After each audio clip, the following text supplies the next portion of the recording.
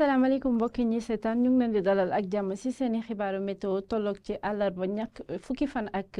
juróom-ñaar ci weeru septembre ñu koy tàmbalee nag ak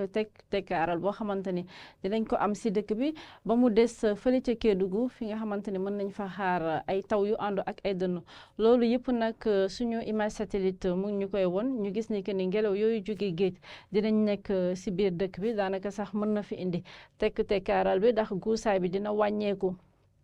Si diggu dëkk bi bu ñu demee nag ba ci booru bët Saalum bi foofu nag moom guusaay bi mën na fa desandi tey ci bëccëg bi nag li ñuy am mooy asamaan soo xamante ne dina am ay tuuti niir rek ñuy nekk di défilé si asamaan bi duñu am nag ay taw tekkaaral bi di fi desandi ba mu des Ziguinchor Sédhiou waaye tamit fële ca Kolda fi nga xamante ni foofu niir yi dinañ fa gën a bës waaye tamit fële ca Kédougou fi ñuy xaar taw ak ay dënnu tàngaay bi nag di fi desandi température yi toll si fanweeri degré ak ñett ca Dakar Mbour waaye tamit fële ca Saint-Louis Kolda ak